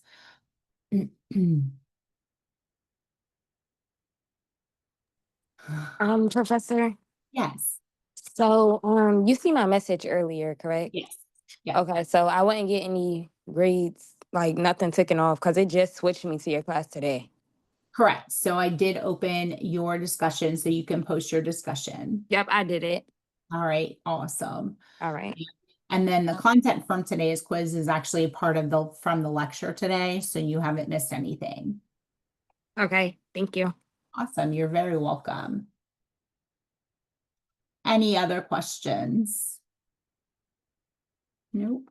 All right. So I will put the password for the quiz into the chat.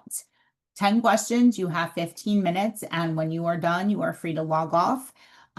Next week is quiz 2. So again, we will take quiz 2 at the end of class. All right. So we've got one person that got kicked out. Let me just let her in real quick.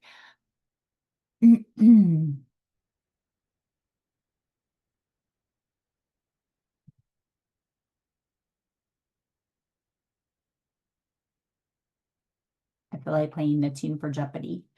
Do, do, do, do, do, do. Just kidding. She's coming. All right. Let's do everyone. All right, here is the password to the quiz. Good luck, and I will see y'all next week.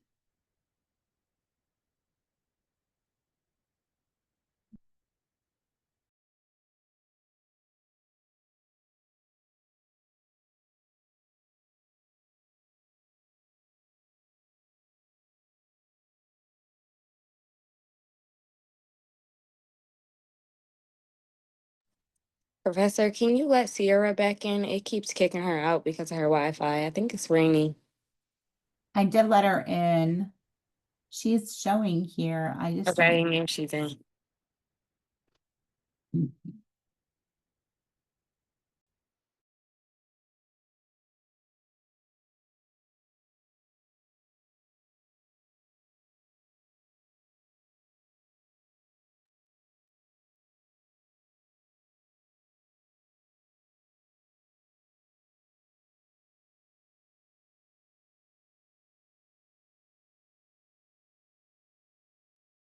I'm sorry, for whatever reason the code isn't working for me.